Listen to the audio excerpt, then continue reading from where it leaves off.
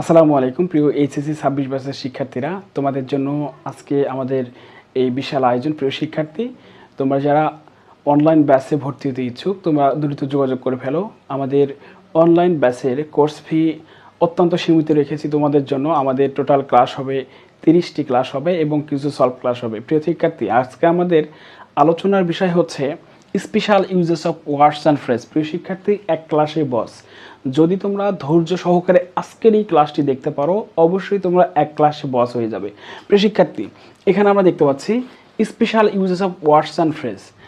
আমাদের প্রথম কথা যে special uses of words and phrase আসলে কি। এটা সাধারণত এমন কিছু ওয়ার্ড এবং ফ্রেজ থাকবে যেগুলো দিয়ে একটা গ্যাপ থাকবে, সেই গ্যাপটা পূরণ করতে হবে। আমরা প্রথমে 1 নম্বরে দেখব have to, has two, had to ব্যবহার। কখন have to, has two, had to ব্যবহৃত হয়?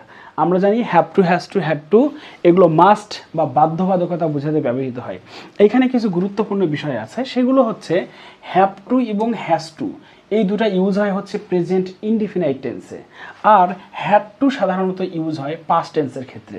প্রিয় শিক্ষার্থী, যখন have to, has to use হবে তখন অর্থ দিবে এইরকম যে করতেই হবে, হ্যাঁ।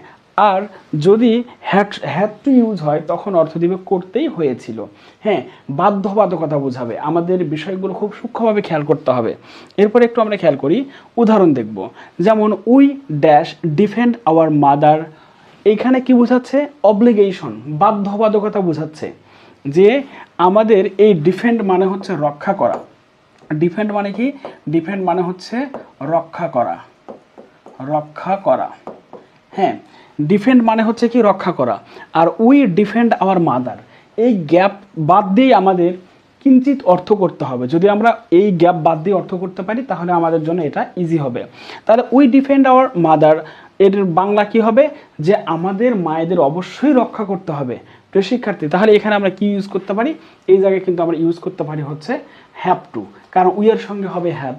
এরপরে আমরা আরেকটি উদাহরণ দেখি, যে we dash produce more foods. এটা প্রয়োজনীয়তা বোঝাচ্ছে। তাহলে have to, has two, had to কখনো ব্যবহৃত হবে।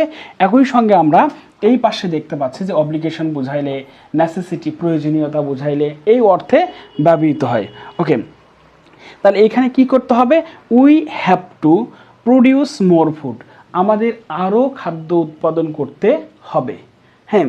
এরপরে প্রিয় শিক্ষার্থী, আমি আশা করছি আমরা এই অংশটুকু বুঝতে পেরেছি। এখন অতীতে কোনো ভবিষ্যৎ কিছু হবে, পেশাগত বা কোনো গুণের অধিকারী হতে হবে, এরূপ বোঝালে সেখানে হ্যাভ টু অথবা হ্যাজ টু এর সঙ্গে বি ব্যবহৃত হবে। একটু আমরা এখানে খেয়াল করি যে